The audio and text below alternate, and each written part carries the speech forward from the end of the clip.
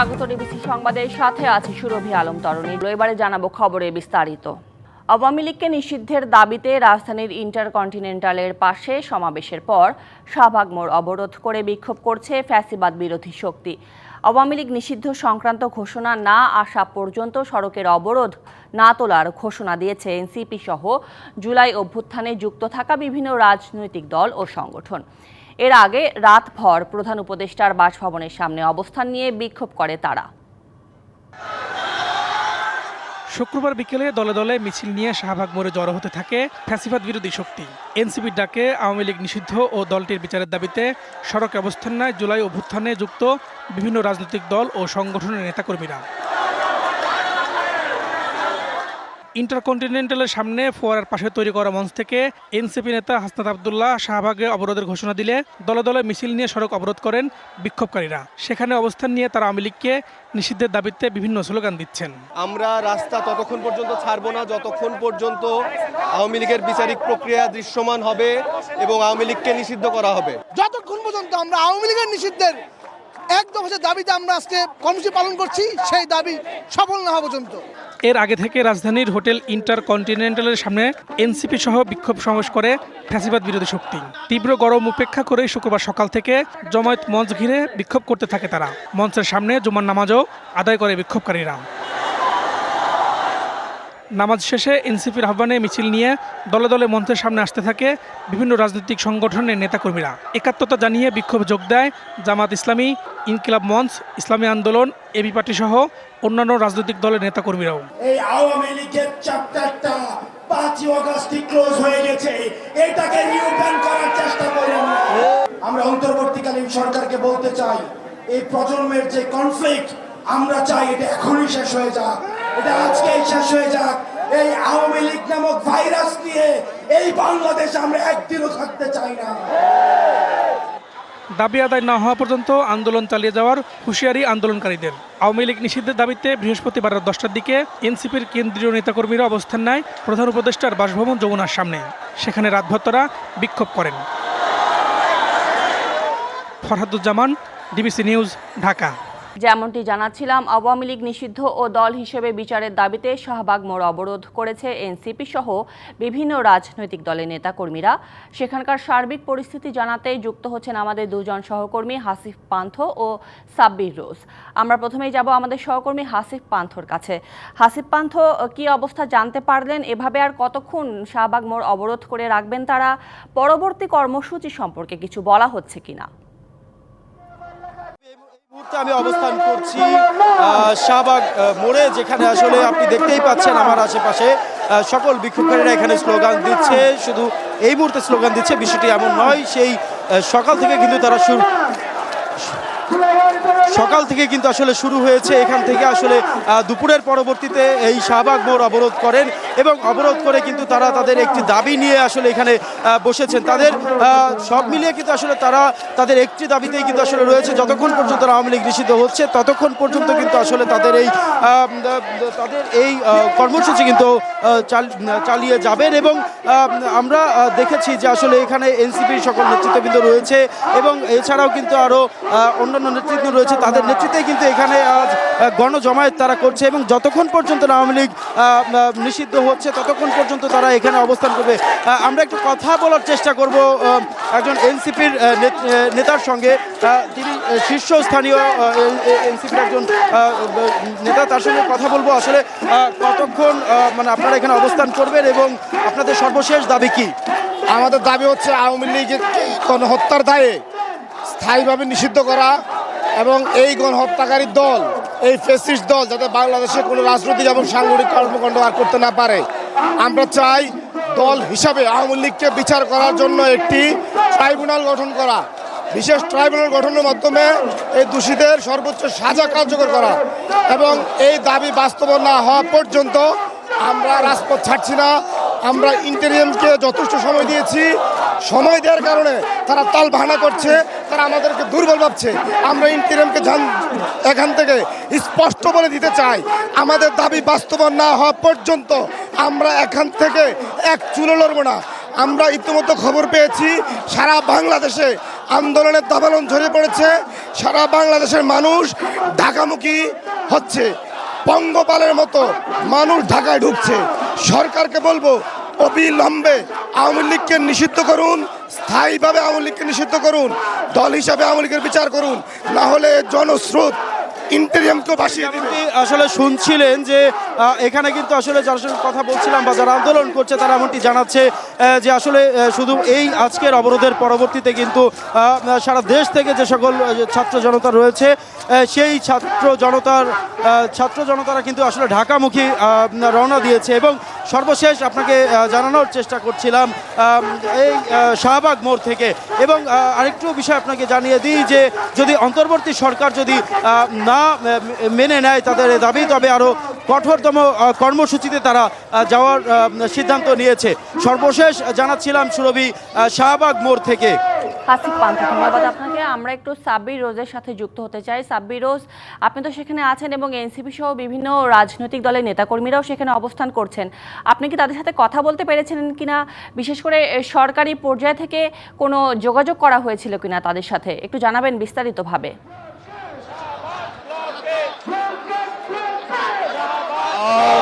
ধন্যবাদ সুরভি। আমি আছি শাহবাগ মোড়ে। আপনি জানেন যে এনসিপির দক্ষিণাঞ্চলের সমন্বয়ক গেল রাতে 10:30টার দিকে আওয়ামী লীগ নিষিদ্ধের দাবিতে ফেসবুকে যে পোস্ট করে তার পরিপ্রেক্ষিতে এনসিপির নেতারা রাতে যমুনায় সামনে প্রধানমন্ত্রীর বাসভবনের সামনে জড়ো হন এবং তার পরবর্তীতেই জুলাই বিপ্লব মঞ্চ তৈরি করা হয়। এবং আপনি জানেন যে আজকে সকাল থেকে এনসিপি নেতাকর্মীদের সাথে কাঁধে কাঁধ মিলিয়ে তাদের আন্দোলনে যোগ দেন বিভিন্ন শ্রেণী পেশার মানুষ এবং বিভিন্ন দলের প্রতিনিধিরা, দলের বিভিন্ন শ্রেণী পেশার মানুষ। তো এরই ধারাবাহিকতায় মূলত শাহবাগ ব্লকেট চলছে এবং সেখানে আমরা যেটি জানতে পেরেছি যে এখন পর্যন্ত সরকারের কোনো প্রতিনিধি তাদের সাথে যোগাযোগ করেননি। এবং আপনি দেখতে পাচ্ছেন ক্যামেরার মাধ্যমে যে বিভিন্ন স্লোগানে মুখরিত হয়ে উঠেছে এবং বিভিন্ন শুধু এনসিপির শিক্ষার্থীরা নয়, এখানে ছাত্র জনতা, বিভিন্ন রাজনৈতিক দলের প্রতিনিধিরাও রয়েছে। আমরা তাদের কাছ থেকে শুনতে চাবো যে আসলে আপনাদের দাবি দেওয়া তো আমরা শুনেছি, মূলত সেই দাবি দেওয়ার আপনাদের প্রত্যাশা কি? প্রত্যাশা আওয়ামী লীগকে বাংলাদেশ থেকে, রাজনীতি থেকে চিরতরে নিষিদ্ধ করা হবে, এটাই আমাদের দাবি, এটাই আমাদের প্রত্যাশা।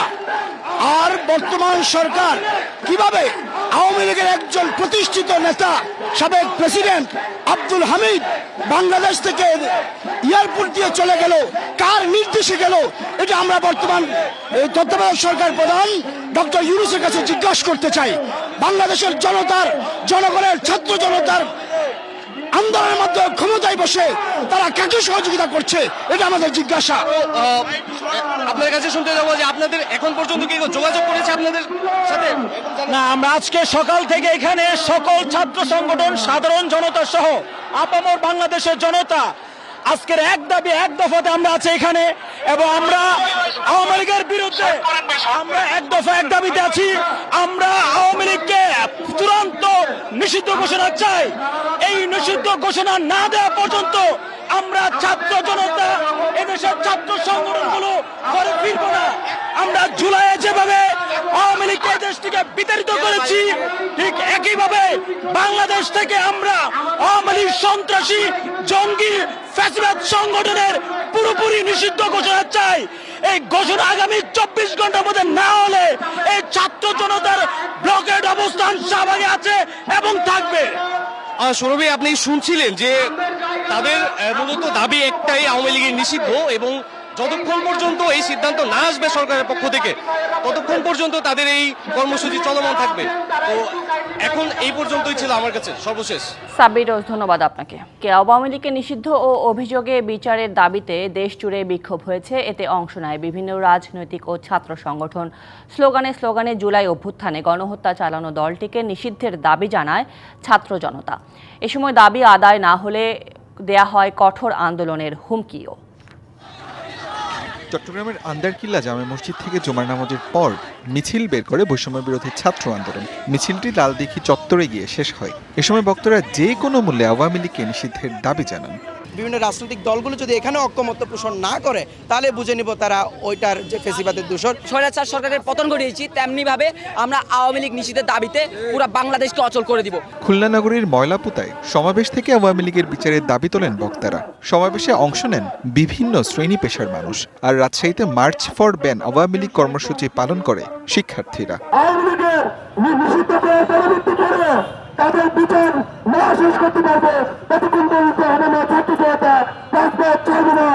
আমরা আজকে আওয়ামী লীগকে নিষিদ্ধের প্রজ্ঞাপন চাই।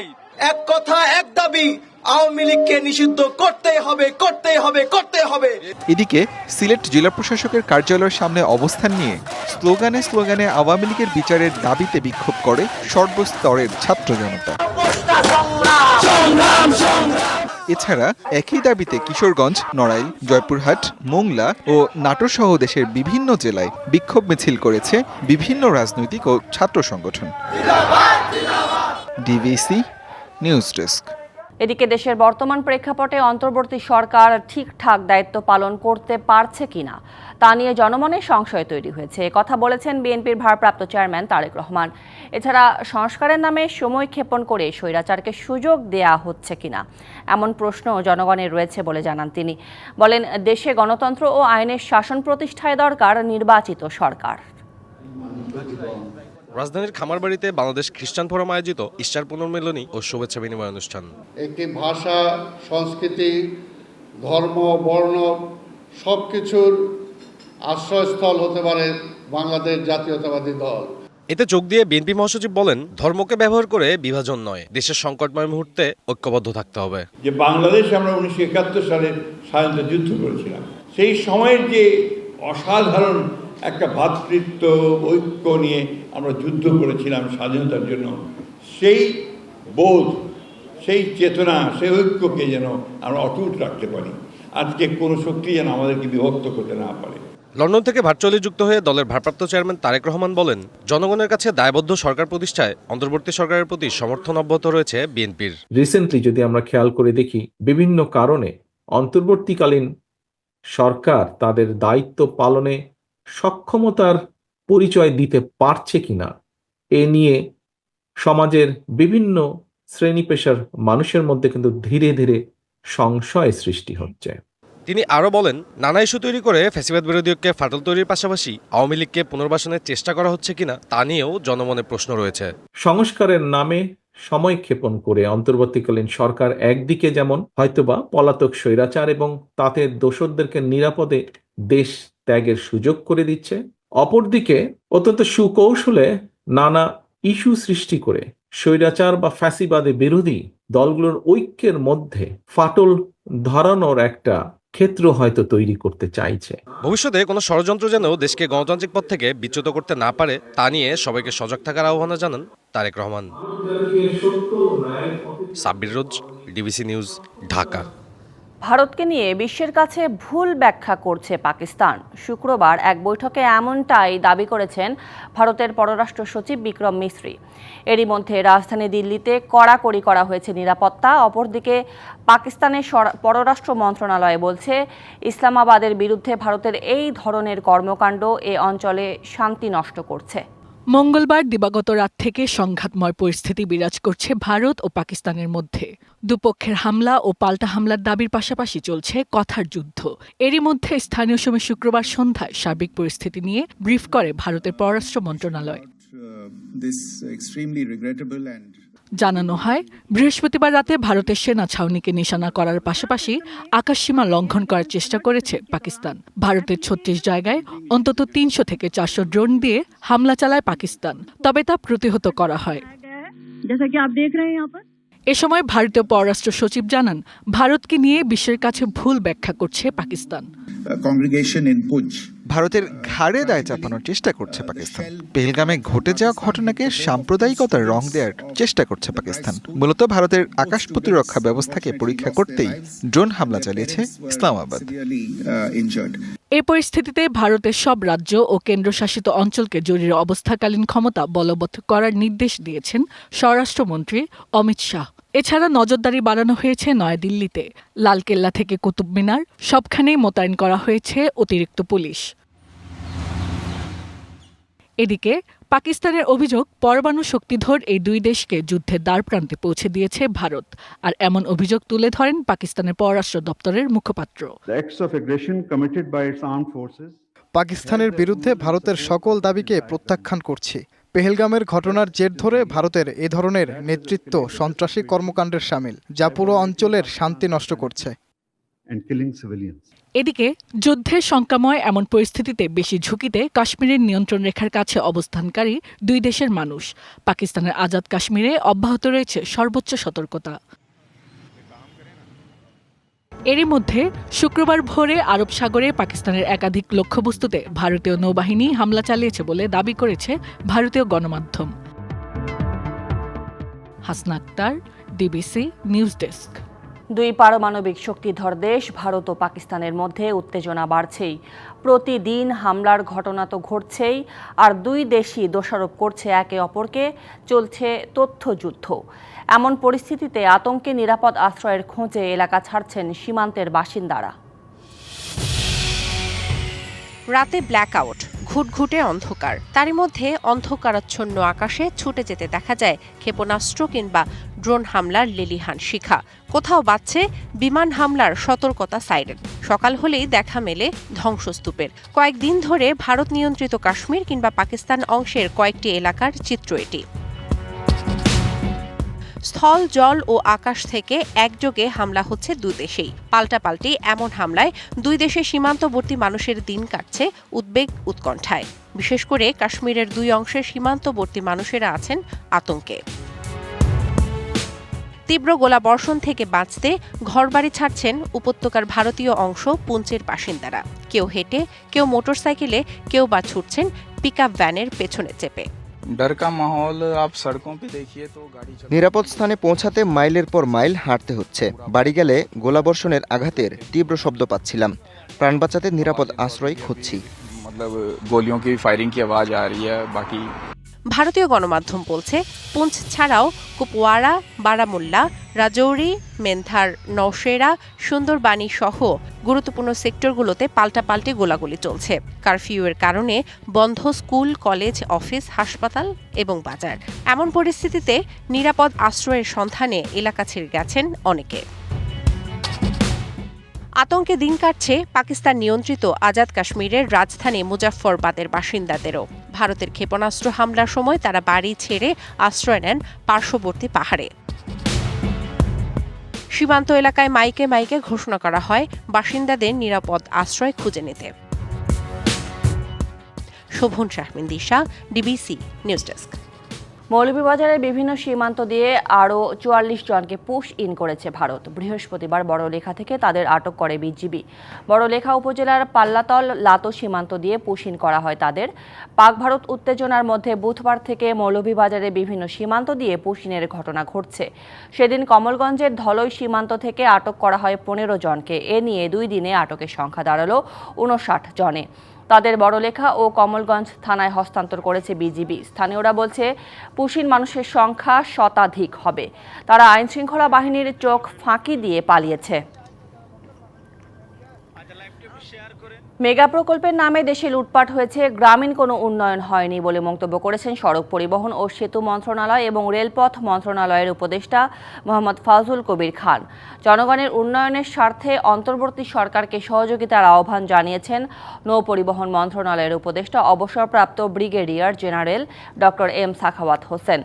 সকালে বরিশালের হিজলা উপজেলার মৌলভীরহাট খেয়াঘাটের পাশে বিআইডব্লিউটি এর ড্রেজিং কাজ পরিদর্শন শেষে সাংবাদিকদের প্রশ্নের জবাবে তারা কথা বলেন। এ সময় স্থানীয়দের সাথে কথা বলেন দুই উপদেষ্টা।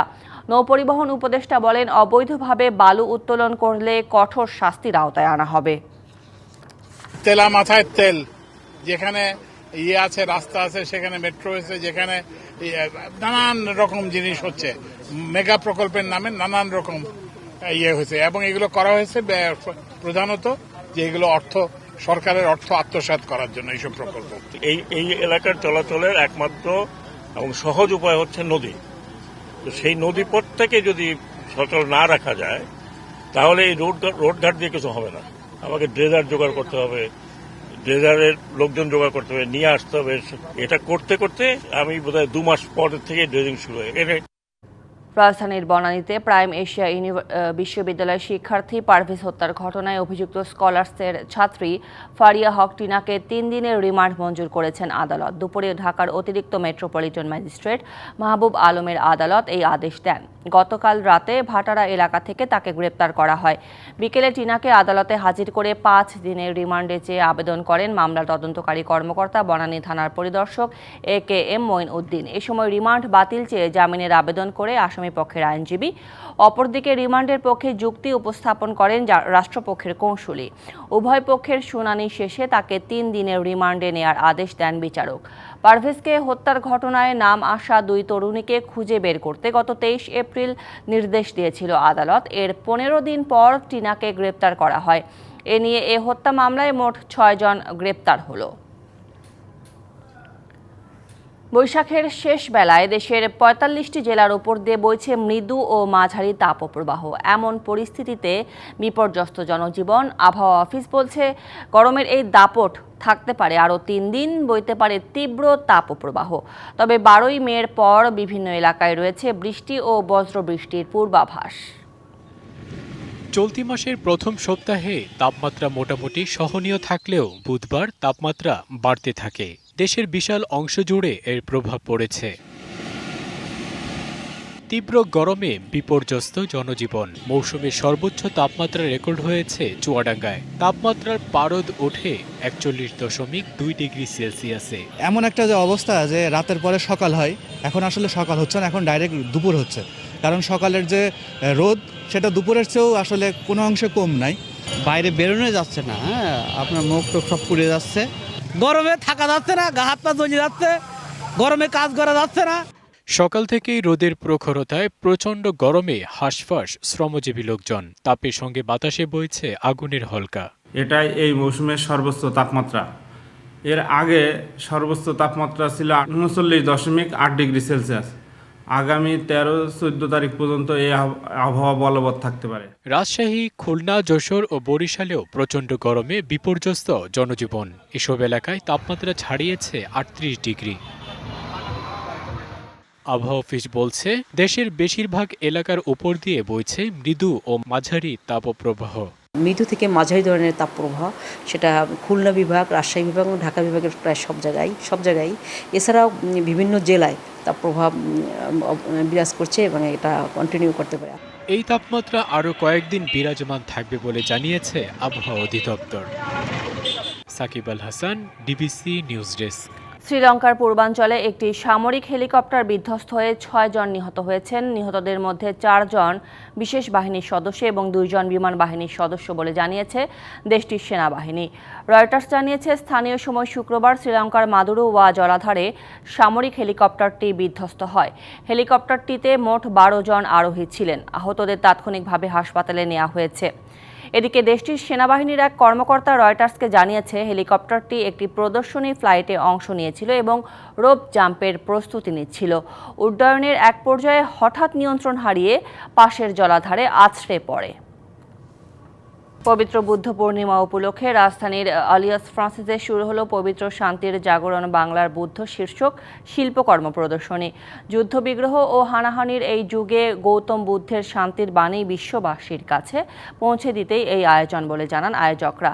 প্রদর্শনীতে স্থান পেয়েছে দেশের নানা অঞ্চল থেকে অংশ নেয়া 71 জন শিল্পীর শতাধিক চিত্রকর্ম। শিল্পীদের জল, তেল, অ্যাক্রিলিক রং ও ছাপচিত্রের মধ্য দিয়ে মূর্ত হয়েছে গৌতম বুদ্ধের বোধিপ্রাপ্ত রূপ। সেই সাথে স্থান পেয়েছে বুদ্ধের মাটি, পিতল ও কাঁসায় নির্মিত ভাস্কর্য। ওরিয়েন্টাল পেইন্টিং স্টাডি গ্রুপের আয়োজনে অনুষ্ঠিত এই প্রদর্শনীর উদ্বোধনী আয়োজনে উপস্থিত ছিলেন দেশের গুণী চিত্রশিল্পী ও সমালোচকরা। এই আয়োজন মূলত বুদ্ধ পূর্ণিমাকে কেন্দ্র করে প্রতি বছরই হয়ে থাকে। এই নিয়ে আমাদের তৃতীয় আয়োজনের মূলত প্রাচ্য চিত্রকলা অনুশীলন সংঘ সারা বাংলাদেশে ওপেন কলের মাধ্যমে শিল্পকর্ম সংগ্রহ করা হয়েছে প্রায় 6 মাস ব্যাপী। এই যে পৃথিবীর এত যুদ্ধ, এত অশান্তি, এত মানুষের মধ্যে রেষারেষি, কিন্তু গৌতম বুদ্ধ হচ্ছে শান্তির খোঁজ দিয়েছেন তার প্রত্যেকটা কথায়, তার প্রত্যেকটা বাণীতে। শতাধিক শিল্পকর্ম এবং সকল মাধ্যমে শিল্পকর্ম আছে। সারা বাংলাদেশের সকল বিশ্ববিদ্যালয়ের চারুকলা যেখানে পড়ানো হয় সেখানকার ছাত্র, শিক্ষক এবং প্রাক্তনী শিল্পীদের সবার ধরনের কাজ। চলছে গ্ল্যামার জগতে সবচেয়ে আলোচিত আয়োজন celebrity cricket champions trophy tournament. Bashundhara Arena Kings cricket স্টেডিয়ামে চলমান এই আয়োজনে অংশ নিচ্ছেন এক ঝাঁক তারকা। তারকাদের পাশাপাশি সবার দৃষ্টি আর মনোযোগ এই টুর্নামেন্টকে ঘিরে। দেশের ক্রীড়াপ্রেমীদের কাছে সবচেয়ে জনপ্রিয় খেলা ক্রিকেট। এর বাইরে নন বিনোদন জগতের তারকারাও। নানা আলোচনা বিতর্কের মধ্য দিয়ে প্রথম দফায় টুর্নামেন্ট শেষ হলেও গত বছর ছিল না এই আয়োজন। এবার আবারও শুরু হয়েছে তারকাদের এই টি-20 ক্রিকেট টুর্নামেন্ট। কর্মব্যস্ততা, শারীরিক ক্লান্তি কিংবা অবসাদ কোনো কিছুই দমিয়ে রাখতে পারছে না তারকাদের। 1997 তখন খুবই ছোট, আইসিসি ট্রফি থেকে ক্রিকেট খেলা শুরু করলাম। আজও কানে বাজে 1 বলে 1 রান দরকার। অনেক এক্সাইটেড, একটু পরে আমরা ব্যাটিং করব, সো দেখা যাক, আমি ছক্কা মারতে চাই। শখের বশে খেলতে নেমে আহত হয়েছেন অনেক তারকা। এবার কোনো অর্গানাইজেশনে কোনো সমস্যা হয়নি, সবকিছুই অনেক ওয়েল অর্গানাইজড। একই জায়গায় এতগুলো পরিচিত মুখ দেখে তাদের সাথে খেলতে, এটা আমাদের জন্য অনেক বড় একটা ব্যাপার, and it's a fun thing. So they are well known face, so definitely I am very happy to be here today. বিগত বছর টুর্নামেন্টে বিশৃঙ্খলার জেরে এবার জোরদার করা হয়েছে নিরাপত্তা ব্যবস্থা। খেলা চলাকালীন আমরা থাকি 10 জন প্লাস আর কি স্টেডিয়ামের ভিতরে, এবং বাইরে টহল ডিউটিতে আছে, অন্য গাড়ি আছে টহল ডিউটি, তারাও এটা নিরাপত্তার কাজ করে। পছন্দের শিল্পীদের মাঠে দেখে আনন্দিত দর্শকরা। পছন্দের কোনো সেলিব্রিটি নাই, কিন্তু ওদেরকে সাপোর্ট করতেছি, খেলা দেখতে আসছি। দর্শক হিসেবে সেলিব্রিটিদের খেলতে দেখে অনেক ভালো লাগছে। নাগরিক জীবনের ক্লান্তি কাটিয়ে খোলা মাঠে খেলতে পেরে আনন্দিত শিল্পীরা। Manjuma Afroz Nilima, DBC news, Dhaka. সংবাদ এই ছিল এখনকার মতো। ডিবিসি নিউজের সংবাদগুলো পড়তে ভিজিট করুন dbcnews.tv আর ভিজিট করুন ডিবিসি নিউজের ফেসবুক পেজ এবং ইউটিউব চ্যানেল। সঙ্গে থাকুন।